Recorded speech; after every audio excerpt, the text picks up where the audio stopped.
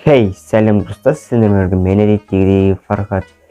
Бүгінгі видеодан көріп тұрғандарындай ақыры істеп видео түсіретін күн туады екен ғой ақыры. Соңғы рет осындай видеоны мен алдыңғы жыл түсірген жарым пример. Мен қазір елігіп жатырмын. Видеоның тақырыбынан көріп тұрғандарындай жаңа қадам. Бұл видеода мен не айтамын жалпы? Бұл видеода мен өзімнің арнам туралы қозғайтын боламын, яғни мен өзімнің арнамда болашақта не істейтінімді айтатын боламын.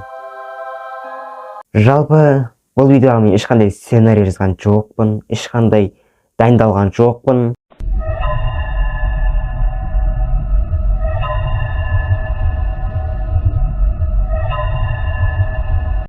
Сондықтан да видео онша емес болуы мүмкін, әрине. Жалпы мен арнамды ерекше жаққа өзгерткім келіп жатыр, яғни ерекше контентпен толтырғым келіп жатыр арнамды.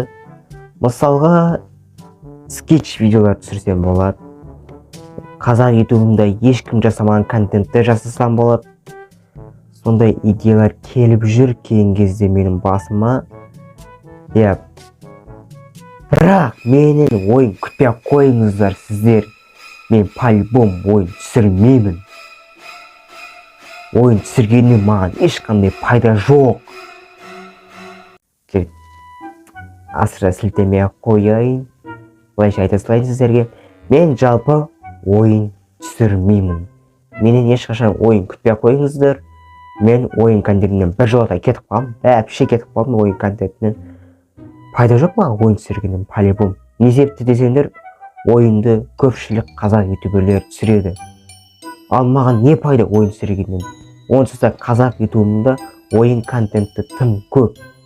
Мен қазақ ютубындағы дамыған контентті дамытсам деген ой менде қазір.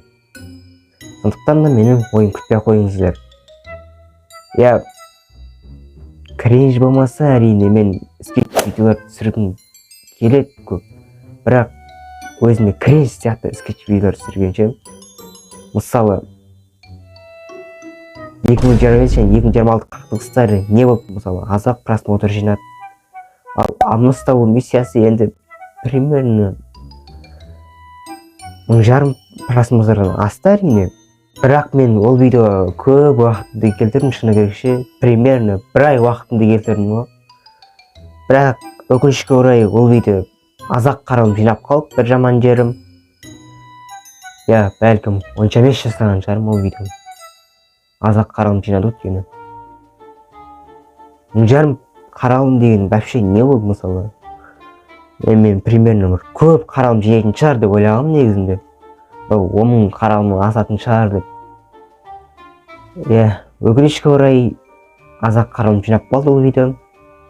Бәлкім мен онша емес жасаған шығармын ол видеоны. Одан да күштеп жасасам көп қаралым жинайтын беделдем. Сондай бір скетч видеоларды санын бүйтіп көбейтіп жүрсем деген ой менде каналымда. Сол арқылы ғана дамуға болатын сияқты маған. Ал ойын арқылы мен вообще дами алмаймын. Тек қана скетч арқылы дами алатын сияқты өзімнің ойымша.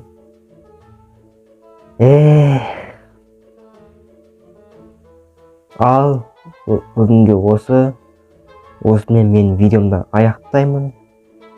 Қош сау болыңыздар.